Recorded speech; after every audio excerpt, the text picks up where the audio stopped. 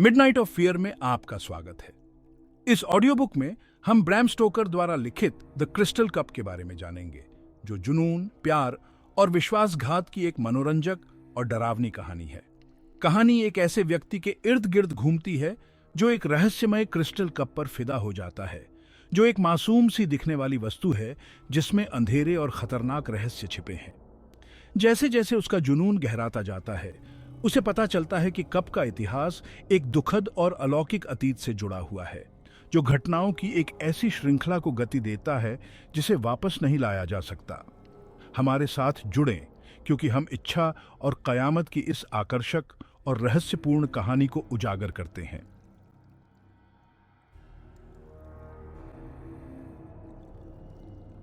स्वप्न जन्म। नीला पानी महल की दीवारों को छूता है। जब भी मैं सुनता हूं तो मैं संगमरमर पर उनकी नरम लहराती हुई आवाज सुन सकता हूं।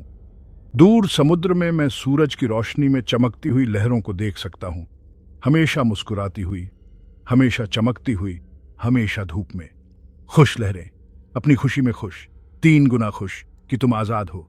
मैं अपने काम से उठती हूं और दीवार पर चढ़ती हूं, जब तक कि मैं एम्ब्रेसर तक नहीं पहुंच जाती।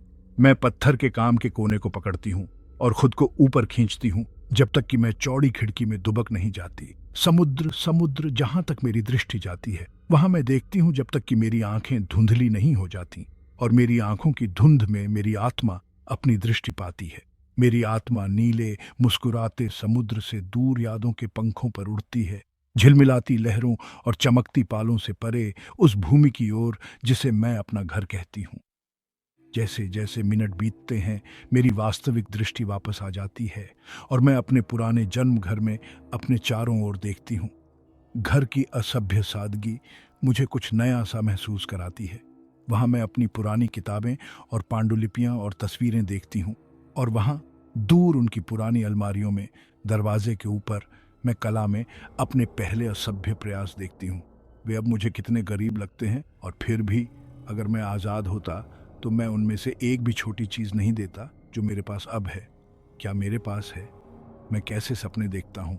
सपना मुझे वापस जागृत जीवन में बुलाता है। मैं अपनी खिड़की की सीट से नीचे उतरता हूँ और बेतहाशा काम करता हूँ, क्योंकि कागज़ पर मेरी खींची हर रेखा, प्लास्टर पर उभरने वाला हर नया रूप मुझे आज़ादी के करीब ले जाता है।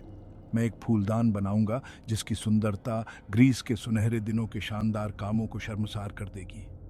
निश्चित रूप से मेरे जैसा प्यार और मेरी जैसी उम्मीद समय के साथ किसी न किसी तरह की सुंदरता को जीवंत कर देगी।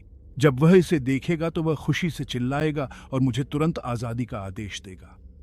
मैं अपनी नफरत और बदला लेने के गहरे कर्ज को भूल सकता हूँ, जो मुझे आज़ादी के बारे में सोचते समय चुकाना पड़ता है, यहाँ तक कि उसके हाथों से भी। फिर मैं सुबह के पंखों पर सवार होकर समुद्र के पार अपने घर, उसके घर की ओर उड़ जाऊंगा और उसे अपनी बाहों में जकड़ लूंगा। फिर कभी अलग नहीं होऊंगा। लेकिन हे दिन की आत्मा, अगर वह होती नहीं, मैं इसके बारे में सोच भी नहीं सकता, नहीं तो मैं पागल हो जाऊंगा। हे समय समय, मनुष्य के भाग्य के निर्माता और विध्वंसक, दूसरों के लिए इतनी जल्दी क्यों करते हो, जबकि तुम मेरे लिए इतने धीमे हो। अब भी मेरा घर उजाड़ हो सकता है और वह मेरी 1 घंटे की दुल्हन ठंडी धरती पर शांति से सो सकती है। ओह, यह सस्पेंस मुझे पागल कर देगा। काम काम, स्वतंत्रता मेरे सामने है। अरोरा मेरे श्रम का पुरस्कार है, इसीलिए मैं अपने काम में लग जाता हूँ। लेकिन मेरे दिमाग और हाथ में, जो समान रूप से गर्म है, कोई आग या कोई ताकत नहीं उतरती। निराशा से पागल होकर मैं अपने जेल की दीवारों से खुद को पीटता हूँ और फिर एक बार फिर से समुद्र की ओर देखता हूँ, लेकिन वहाँ कोई उम्मीद नहीं मिलती, और इसलिए मैं रात तक वहीं रहता हूँ। प्रकृति पर कालेपन की चादर डाल देता हूँ और एक और दिन के लिए प्रयास करने की संभावना को मुझसे दूर कर देता हूँ। इस तरह मेरे दिन बीतते हैं और सप्ताह और महीने में बदल जाते हैं। इसी तरह वे वर्षों में बदल जाएंगे, अगर जीवन इतने लंबे समय तक मेरे भीतर एक अवांछित अतिथि बना रहे। क्योंकि मनुष्य बिना आशा के क्या कर सकता है, और क्या इस थके हुए सीने में आशा लगभग मर चुकी नहीं है? कल रात मेरे सपने में, जैसे कि दिवा आत्मा से प्रेरणा मिली हो, मेरे फूलदान के लिए एक डिजाइन आया। पूरे दिन मेरी आज़ादी की चाहत, ऑनरोरा के लिए या उसके बारे में खबर 10 गुना बढ़ गई थी, और मेरा दिल और दिमाग जल रहा था। मैं पागलों की तरह खुद को पिंजरे में बंद पक्षी की तरह जेल की सलाखों से पीटता रहा। पागलों की तरह मैं अपनी खिड़की की सीट पर कूद गया। और खुली आंखों से मुक्त खुले समुद्र को देखता रहा। और वहां मैं तब तक बैठा रहा जब तक कि मेरा जुनून खत्म नहीं हो गया। और फिर मैं सो गया और तुम्हारे बारे में, ऑनरोरा के बारे में, तुम्हारे और आज़ादी के बारे में सपने देखने लगा।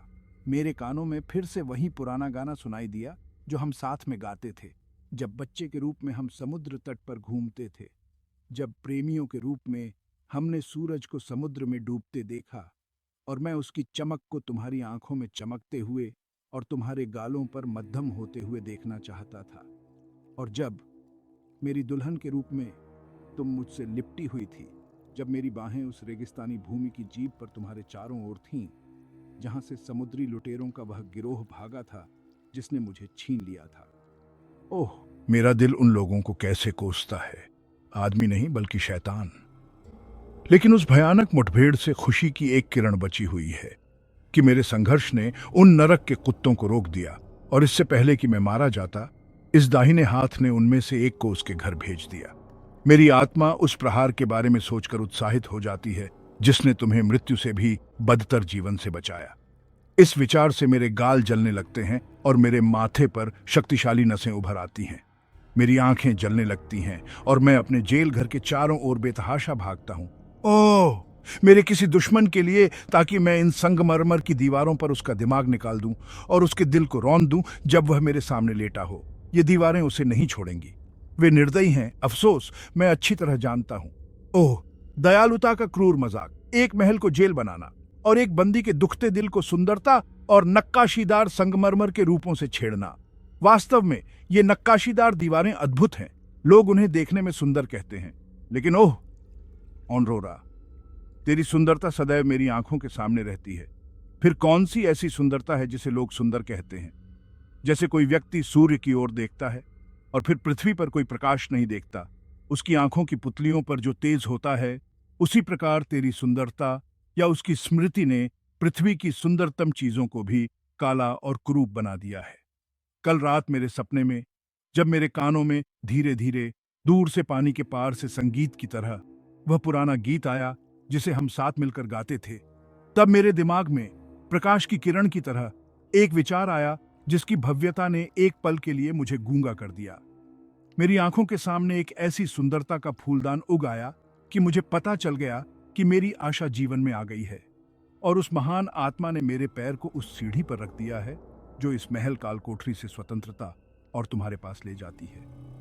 आज मेरे पास एक क्रिस्टल का टुकड़ा है, क्योंकि केवल ऐसे पारदर्शी पदार्थ में ही मैं अपने सपने को मूर्त रूप दे सकता हूं। और मैंने अपना काम शुरू कर दिया है। मुझे पहले लगा कि मेरे हाथ की चालाकी खत्म हो गई है और मैं निराश होने लगा था। तभी एक सपने की याद की तरह मेरे कानों में पुराने गीत की धुनें गूंजने लगी। मैंने इसे धीरे से अपने आप में गाया और ऐसा करते हुए मैं शांत हो गया। लेकिन ओह, जब तुम्हारी आवाज ऑनरोरा मेरी आवाज के साथ एक रूप नहीं हुई तो मुझे गीत कितना अलग लगा। लेकिन तड़पने से क्या फायदा? काम करने से मेरी छेनी का हर स्पर्श मुझे तुम्हारे और करीब ले आएगा। मेरा फूलदान प्रतिदिन पूर्णता के करीब पहुंच रहा है। मैं काम करते हुए गाता हूं और मेरा निरंतर गाना वही है जो मुझे बहुत प्रिय है। मैं फूलदान में अपनी आवाज की प्रतिध्वनि सुन सकता हूं, और जब मैं समाप्त करता हूं तो विलाप करने वाला गीत क्रिस्टल के प्याले में मधुर उदास संगीत में बदल जाता है। मैं कान लगाकर सुनता हूं और कभी कभी मैं सुनते हुए रोता हूं। मेरे गीत की प्रतिध्वनि इतनी दुखद रूप से आती है। अपूर्ण होने पर भी मेरी आवाज मधुर संगीत बनाती है, और प्याले में इसकी प्रतिध्वनि मेरे हाथ को काम करते समय पूर्णता की ओर ले जाती है। काश कि तुम्हारी आवाज मेरे साथ उठे और गिरे, ऑनरोरा, और तब दुनिया ऐसी सुंदरता का फूलदान देखेगी जिसने पहले कभी मनुष्य के प्रेम की सोई हुई आग को नहीं जगाया। क्योंकि अगर मैं उदासी में ऐसा काम करता हूं जैसा कि मैं अपने एकांत और दुख में अपूर्ण हूं, तो मैं तुम्हारे साथ पूर्ण आनंद में क्या कर सकता हूं? मैं जानता हूं कि एक कलाकार के रूप में मेरा काम अच्छा है, और मुझे लगता है कि यह एक इंसान के रूप में भी अच्छा है। और प्याला जैसे जैसे प्रतिदिन सुंदरता में बढ़ता है, एक स्पष्ट प्रतिध्वनि देता है। ओह, अगर मैं खुशी से काम करता तो यह हमारी आवाज को कितनी खुशी से वापस कर देता। तब हम एक ऐसी प्रतिध्वनि और संगीत सुन पाते जो नश्वर लोग शायद ही कभी सुन पाते हैं। लेकिन अब प्रतिध्वनि मेरे गीत की तरह अपूर्ण लगती है। मैं प्रतिदिन कमजोर होता जा रहा हूं, लेकिन फिर भी मैं काम करता हूँ, अपनी पूरी आत्मा से काम करता हूँ। क्योंकि क्या मैं आजादी और तुम्हारे लिए काम नहीं कर रहा हूँ? मेरा काम लगभग पूरा हो चुका है। दिन ब दिन, घंटे दर घंटे फूलदान और भी ज्यादा तैयार होता जा रहा है। जब मैं गाता हूं तो उसकी प्रतिध्वनि और भी स्पष्ट होती जाती है।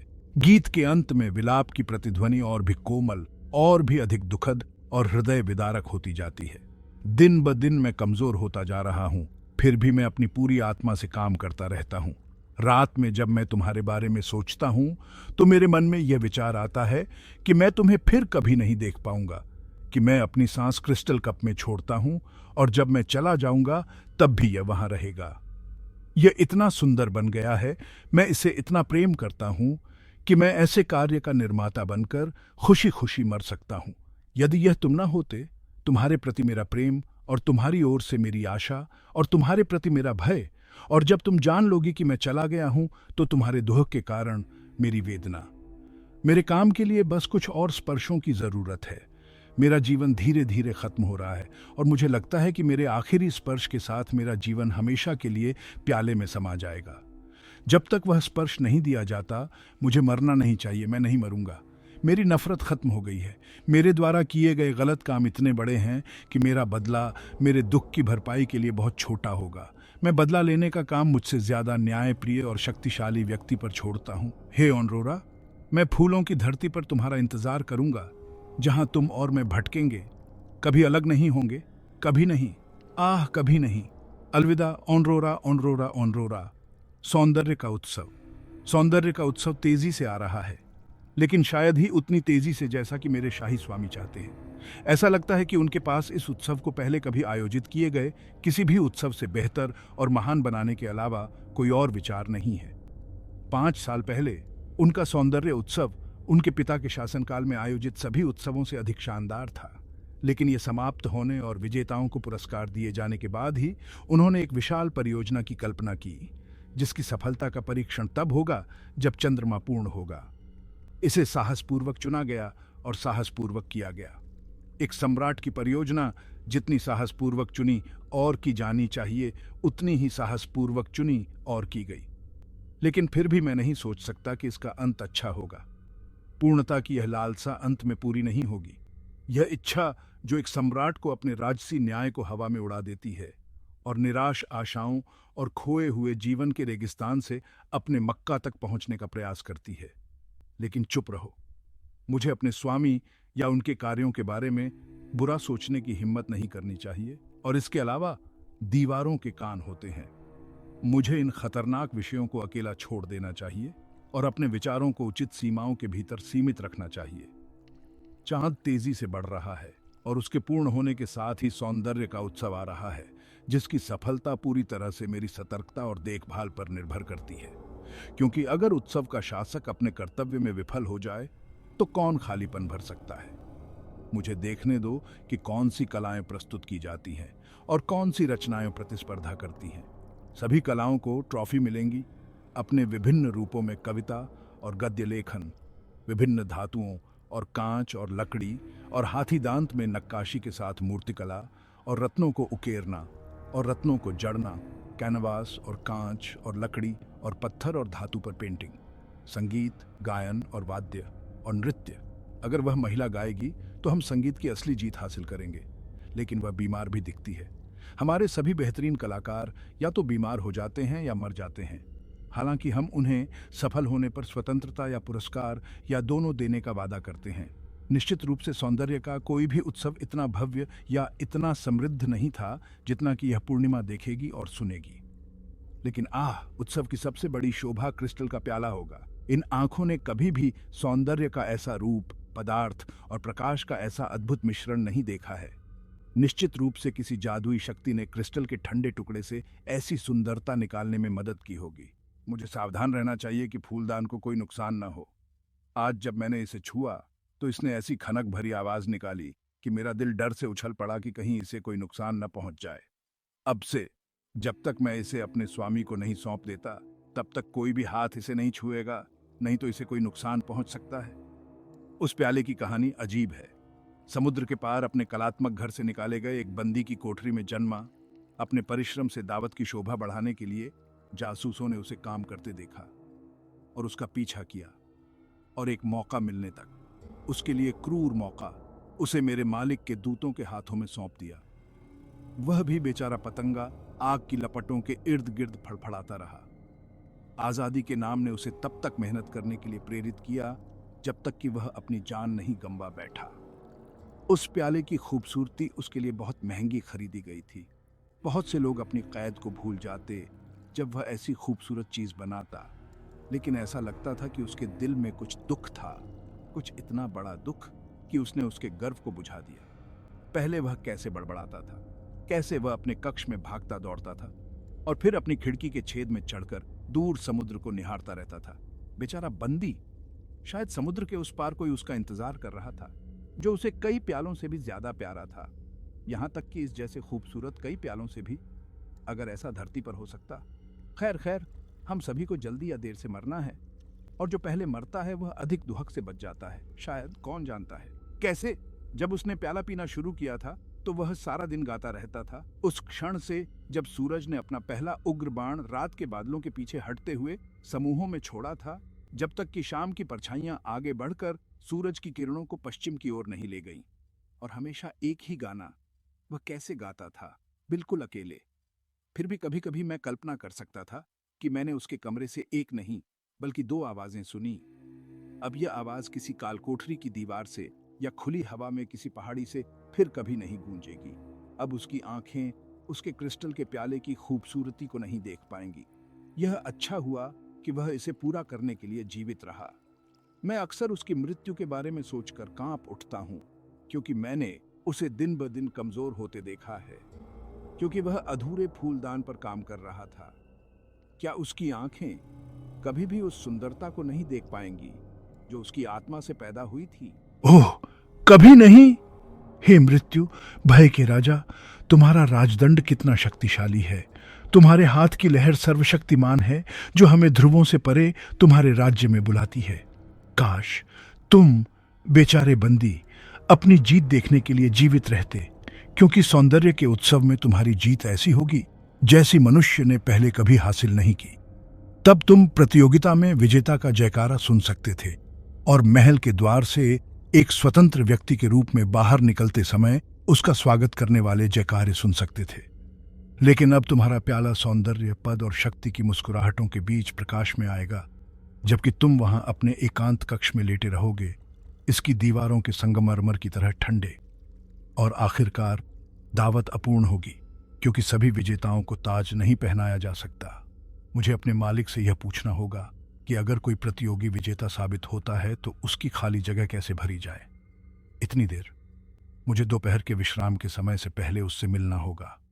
हे महान आत्मा, जब मेरे गुरु ने मेरे प्रश्न का उत्तर दिया तो मैं कितना कांप उठा। मैंने उसे हमेशा की तरह दोपहर के समय अपने कक्ष में पाया। वह अपने सोफे पर अधनंगा लेटा हुआ था, आधा सोया हुआ था, और बगीचे से आती हुई तेज गंध से भरी हुई हवा दोनों तरफ के पंखों से, खिड़कियों से होकर आ रही थी, जिससे वह पूरी तरह से शांत हो गया था। अंधेरे में पड़ा कक्ष ठंडा और शांत था। बरामदे से कई फव्वारों की कलकल और गिरते पानी की सुखद फुहारें आ रही थीं। ओह खुश, मैंने अपने दिल में कहा। ओह खुश महान राजा, जिसके पास आनंद लेने के लिए ऐसे सुख हैं। पंखों से आने वाली हवा एओलियन वीणा के तारों पर बह रही थी और एक मधुर, भ्रमित, खुशनुमा धुन उठी, जैसे दूर घाटियों में गाते हुए बच्चों की आवाजें और हवा में तैरती हुई। जैसे ही मैं दबी हुई आवाज और दबी हुई सांस के साथ धीरे से कमरे में दाखिल हुआ, मुझे लगा कि एक तरह का खौफ मुझ पर हावी हो रहा है। मैं जो दरबार के परिसर में ही पैदा हुआ और यहीं रहा हूं, मैं जो रोजाना अपने शाही मालिक से बात करता हूं और आने वाले भोज के बारे में उनसे छोटी छोटी बातें करता हूं, मैं जो अपने राजा को एक आत्मा की तरह देखता आया हूं और उन्हें नश्वर से बढ़कर मानता आया हूं, मुझे लगभग डर का एहसास हुआ, क्योंकि मेरे मालिक तब अपने शांत कमरे में वीणा और फव्वारों के उनींदे संगीत के बीच आधे सोए हुए भगवान से ज्यादा एक आम आदमी की तरह दिख रहे थे। जैसे ही मेरे मन में यह विचार आया, मैं डर से कांप उठा, क्योंकि मुझे लगा कि मैंने अपवित्रता का दोषी ठहराया है। अपने शाही मालिक के प्रति मेरी श्रद्धा मेरे स्वभाव का इतना हिस्सा बन गई थी कि उन्हें एक और इंसान के रूप में सोचना मेरी अपनी आत्मा की अराजकता जैसा लगता था। मैं सोफे के पास आकर चुपचाप उसे देखने लगा। ऐसा लग रहा था कि वह संगीत की लय को आधे अधूरे मन से सुन रहा था, और जैसे जैसे धुन बढ़ती और धीमी होती, उसकी छाती ऊपर नीचे होती और वह ध्वनि के साथ एक सुर में सांस लेता। एक दो क्षण बाद उसे कमरे में किसी की उपस्थिति का एहसास हुआ। हालांकि उसके चेहरे की हरकत से मुझे यह नहीं पता चला कि उसने कोई आवाज सुनी है, और उसकी आंखें बंद थीं।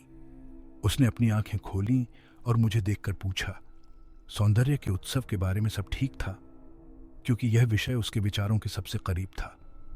मैंने उत्तर दिया कि सब ठीक था, लेकिन मैं उसकी शाही इच्छा पूछने आया था कि प्रतियोगियों के बीच खाली जगह को कैसे भरा जाए। उसने पूछा, कितना खाली?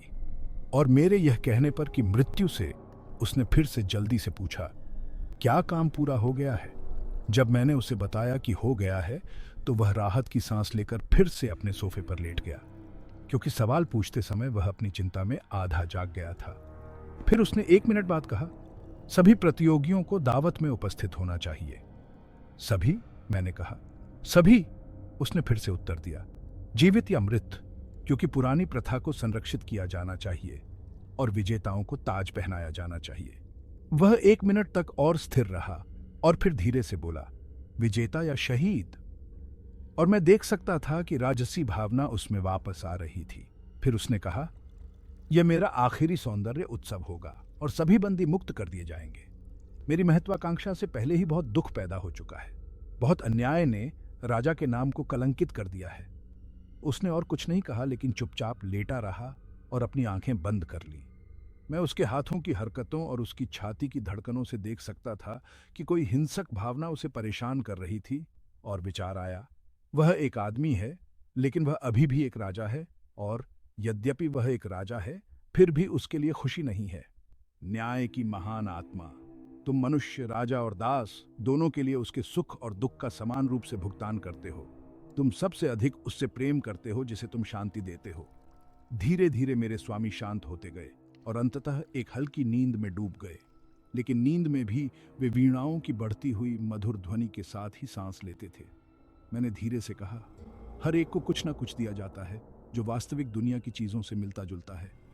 हे राजा, तुम्हारा जीवन सत्य की आवाज के साथ सहानुभूति की जंजीरों से बंधा हुआ है, जो संगीत है। कांपते रहो, कहीं ऐसा ना हो कि किसी गुरु शक्ति की उपस्थिति में तुम अपनी तुच्छता महसूस करो और मर जाओ। और मैं धीरे से कमरे से बाहर निकल गया। चंद्र किरण की कहानी। मैं धीरे धीरे पानी की गोद में रेंगता हूं। कभी कभी मैं पीछे मुड़कर देखता हूं जब मैं लहरों पर चढ़ता हूं और अपने पीछे अपने कई रिश्तेदारों को लहरों के शिखर पर सिंहासन की तरह बैठे हुए देखता हूं।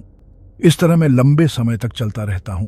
एक ऐसी शक्ति जो मुझे बिना किसी इच्छा या उद्देश्य के आगे बढ़ने के लिए मजबूर नहीं करती। आखिरकार जैसे ही मैं एक नकली लहर पर चढ़ता हूं, मुझे दूर से एक धुंधली रोशनी दिखाई देती है जो एक विशाल महल से निकलती है, जिसकी अनगिनत खिड़कियों से लैंप और मशालें जलती हैं। लेकिन पहली नजर में, जैसे कि मेरा आना संकेत था, रोशनी एक पल में गायब हो जाती है। मैं बेसब्री से इंतजार कर रहा हूं कि क्या हो सकता है, और जैसे जैसे मैं समुद्र की हर धड़कन के साथ ऊपर उठता हूं, मैं उस जगह की ओर देखता हूं जहां मशालें चमकती थीं। क्या यह अंधकार का काम हो सकता है जो प्रकाश से दूर रहता है? अब समय आ गया है कि मैं लहरों पर चढ़ने का इंतजार किए बिना महल को देख सकूं। यह सफेद संगमरमर से बना है और समुद्र के पानी से ऊपर की ओर उठा हुआ है। इसका समुद्र तट स्तंभों और मूर्तियों से शानदार है, और द्वारों से संगमरमर की सीढ़ियां पानी तक चौड़ी और चौड़ी हैं, और उनके नीचे, जहां तक मैं देख सकता हूं, उतनी गहराई तक जाती हैं। कोई आवाज नहीं सुनाई देती, कोई रोशनी नहीं दिखती। एक गंभीर शांति छा जाती है, एक पूर्ण शांति। मैं धीरे धीरे महल की दीवारों पर चढ़ता हूं। मेरे भाई सैनिकों की तरह एक दरार में चढ़ते हैं। मैं छतों पर फिसलता हूं, और जब मैं अपने पीछे देखता हूं तो दीवारें और छतें चांदी की तरह चमक रही होती हैं। आखिरकार मेरी मुलाकात किसी चिकनी, कठोर और पारदर्शी चीज से होती है। लेकिन मैं उसके बीच से गुजरता हूं और एक विशाल हॉल में प्रवेश करता हूं, जहां एक पल के लिए मैं हवा में लटक जाता हूं और आश्चर्यचकित हो जाता हूं। मेरा आना एक ऐसे सामंजस्य के विस्फोट का संकेत है जो मुझे अंतरिक्ष में दौड़ते हुए गोलों के संगीत की याद दिलाता है। और स्वागत के पूर्ण प्रफुल्लित गान में मुझे लगता है कि मैं वास्तव में एक सूर्य आत्मा हूं, प्रकाश की संतान हूं, और यह मेरे स्वामी के प्रति श्रद्धांजलि है। मैं एक महान सम्राट के चेहरे को देखता हूं, जो भोज मेज के शीर्ष पर बैठा है। उसने अपना सिर ऊपर और पीछे की ओर घुमाया है और ऐसा लग रहा है जैसे वह मेरे आने का इंतजार कर रहा था। वह उठता है और स्वागत गीत की ध्वनि के साथ मेरे सामने आता है, और महान हॉल में मौजूद सभी अन्य लोग भी मेरी ओर मुड़ते हैं। मैं उनकी आंखों में चमक देख सकता हूं। विशाल मेज के नीचे प्लेट और गिलास और फूलों से लदी हुई वे सभी रूबी वाइन का एक कप पकड़े हुए खड़े हैं, जिसके साथ वे गीत समाप्त होने पर सम्राट को वचन देते हैं, क्योंकि वे उसे और सौंदर्य के उत्सव को सफलता प्रदान करते हैं। मैं हॉल का निरीक्षण करता हूं।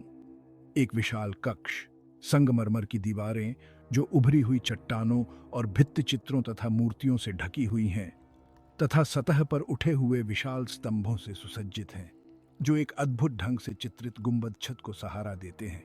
इसके मध्य में कांच की लालटेन है, जिसके सहारे मैं अंदर गया। दीवारों पर विभिन्न रूपों और आकारों की तस्वीरें टंगी हुई हैं, और मेज के बीच में एक ऊंचा मंच बना हुआ है, जिस पर विभिन्न प्रकार की कलाकृतियां रखी हुई हैं। हॉल के एक तरफ एक मंच है, जिस पर दोनों लिंगों के लोग बैठे हैं, जिनके चेहरे पर भव्यता और भौहें हैं, लेकिन सभी के चेहरे पर एक ही भाव है, आशा से भरी चिंता। ये सभी अपने हाथों में स्क्रॉल पकड़े हुए हैं। हॉल के दूसरी तरफ भी ऐसा ही एक मंच है, जिस पर सांसारिक दृष्टि से अधिक सुंदर, कम आध्यात्मिक और अधिक सतही जुनून से भरे अन्य लोग बैठे हैं। वे संगीत बजाते हैं। ये सभी दूसरे मंच पर बैठे लोगों की तुलना में अधिक प्रसन्न दिखाई देते हैं, सिवाय एक महिला के, जो निराश चेहरे और निराश भाव के साथ बैठी है, जैसे कि कोई आशाहीन हो। जैसे ही मेरी रोशनी उसके पैरों पर पड़ती है, वह ऊपर देखती है और मैं खुश हो जाता हूं। हमारे बीच की सहानुभूति ने उस बेचारे पीले चेहरे पर आशा की एक हल्की सी किरण जगा दी है। कला के अनेक रूप भोज मेज से ऊपर उठते हैं और सभी देखने में सुंदर लगते हैं। मैं सभी को एक एक करके प्रसन्नता से देखता हूं, जब तक कि मैं उनमें से अंतिम को राजा से दूर मेज के अंत में नहीं देख लेता, और फिर बाकी सभी मुझे कुछ नहीं लगते। ऐसा क्या है जो इसकी चमक के दायरे में लाए जाने पर, अन्य सौंदर्य रूपों को इसके साथ तुलना करने पर कुछ भी नहीं लगता। एक क्रिस्टल कप, जिसे ऐसी अद्भुत कुशलता से बनाया गया है कि प्रकाश जैसे ही उस पर चमकता है, वह अपनी व्यक्तिगत महिमा खो देता है और उसके सौंदर्य में विलीन हो जाता है। हे विश्वमाता, मुझे वहां प्रवेश करने दो। मेरा जीवन उसके सौंदर्य में विलीन हो जाए और मैं अपनी चंद्रमाता की गहरी खाई में छिपी अपनी सूर्य शक्ति पर फिर कभी पछतावा नहीं करूंगा। मुझे वहां रहने दो और वहीं नष्ट हो जाओ, और जब तक यह रहता है मैं आनंदित रहूंगा, और जब तक कप की महिमा चली जाती है, तब तक मैं शून्यता के महान भंवर में जाने से संतुष्ट रहूंगा। क्या यह संभव है कि मेरी इच्छा पूरी हो जाए, कि मैं उस प्याले में प्रवेश कर जाऊं और उसकी सुंदरता का हिस्सा बन जाऊं? महान माता, मैं आपको धन्यवाद देता हूं। क्या प्याले में जीवन है, या क्या यह केवल इसकी अद्भुत पूर्णता है, जो इसे प्रकृति के महान तरंग स्पंदन के साथ एक धड़कते हुए दिल की तरह कांपने पर मजबूर करती है? मुझे ऐसा लगता है जैसे इसमें जीवन है। मैं क्रिस्टल की दीवारों के पार देखता हूं और मेज के किनारे बाकी सबसे अलग एक आदमी की आकृति देखता हूं जो बैठा है। क्या ये रस्सियां उसके अंगों को बांध रही हैं? लॉरेल के उस मुकुट के साथ उन चौड़ी धुंधली आंखों और उस पीले रंग के साथ क्या मेल खाता है? यह अजीब सा लग रहा है। सौंदर्य के इस उत्सव में कुछ भयानक रहस्य छिपे हैं और कुछ अद्भुत दृश्य देखने को मिलते हैं।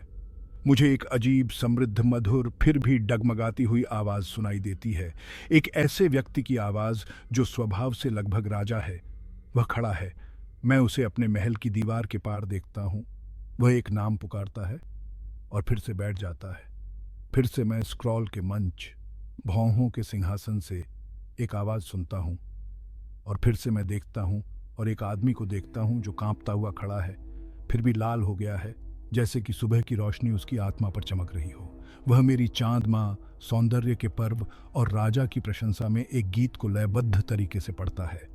जब वह बोलता है तो वह अब और नहीं कांपता है, बल्कि प्रेरित लगता है, और उसकी आवाज़ शक्ति और भव्यता के स्वर में उठती है और दीवारों और गुंबद से वापस आती है। मैं उसके शब्दों को स्पष्ट रूप से सुनता हूँ, हालांकि स्वर में उदास मेरे क्रिस्टल घर से प्रतिध्वनि में। वह समाप्त करता है और तालियों की गड़गड़ाहट के बीच आधा बेहोश होकर बैठ जाता है, जिसका हर नोट, हर धड़कन शब्दों की तरह गूंजती है। फिर से राजा उठता है और औरोरा पुकारता है ताकि वह आज़ादी के लिए गा सके। नाम प्याले में एक मीठी उदास आवाज़ के साथ गूंजता है। ये गूंज इतनी दुखद, इतनी निराशाजनक लगती है कि हॉल में अंधेरा छा जाता है और दृश्य धुंधला हो जाता है। क्या सूर्य आत्मा शोक मना सकती है या क्रिस्टल बर्तन रो सकता है? वह उदास होकर ध्वनि के सिंहासन पर अपनी सीट से उठती है और सभी की निगाहें उस पर टिक जाती हैं, सिवाय उस पीली लॉरेल मुकुट वाली की। 3 बार वह शुरू करने की कोशिश करती है और तीनों बार उसके होठों से एक सूखी कर्कश आह के अलावा कुछ नहीं निकलता, जब तक कि एक बूढ़ा आदमी जो हॉल के चारों ओर घूमकर सभी चीजों को व्यवस्थित कर रहा था, इस डर से चिल्लाता है कि कहीं वह असफल न हो जाए। स्वतंत्रता। कप से शब्द फिर से गूंजता है। वह आवाज सुनती है, कप की ओर मुड़ती है और गाना शुरू कर देती है। ओह, उस आवाज की मधुरता! और फिर भी यह अकेले में परिपूर्ण नहीं है, क्योंकि पहले स्वर के बाद प्याले से एक प्रतिध्वनि आती है जो आवाज के साथ एक रूप हो जाती है, और दोनों ध्वनियां एक साथ मिलकर ऐसा लगता है मानो एक ही स्वर स्वयं परमपिता के होठों से मधुरता से निकला हो। यह इतना मधुर है कि पूरा हॉल मंत्रमुग्ध होकर बैठ गया और मुश्किल से सांस लेने की हिम्मत कर सका। गीत के पहले छंद के बाद के विराम में मुझे बूढ़े आदमी की आवाज सुनाई देती है जो अपने साथी से बात कर रहा है, लेकिन उसके शब्द किसी और को सुनाई नहीं देते। राजा को देखो, उसकी आत्मा धुन की मदहोशी में खोई हुई लगती है। आह, मुझे डर है कि कहीं कोई बुराई ना हो जाए। संगीत जितना पूर्णता के करीब पहुंचता है, वह उतना ही अधिक मग्न होता जाता है। मुझे डर है कि कहीं एक परिपूर्ण स्वर उसकी मृत्यु का कारण न बन जाए।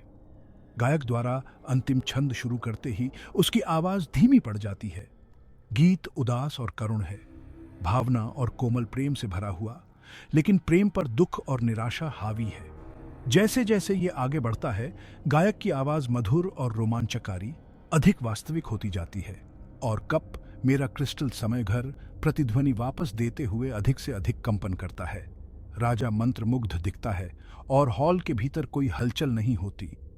गीत एक जंगली विलाप में समाप्त हो जाता है जो गायक के दिल को 2 भागों में चीरता हुआ प्रतीत होता है, और कप और भी अधिक कंपन करता है क्योंकि यह प्रतिध्वनि वापस देता है। जैसे ही लंबे समय से फूला हुआ स्वर अपने उच्चतम स्तर पर पहुंचता है, कप, क्रिस्टल कप, मेरा अद्भुत घर, सर्वशक्तिमान का उपहार, लाखों परमाणुओं में कांपता है और मर जाता है। इससे पहले कि मैं उस महान भंवर में खो जाऊं, मैं देखता हूं कि गायिका अपनी भुजाएं फैलाकर गिर जाती है, अंततः मुक्त हो जाती है, और राजा बैठा हुआ है। उसका चेहरा महिमा से भरा हुआ है, किंतु मृत्यु के रंग से पीला पड़ गया है।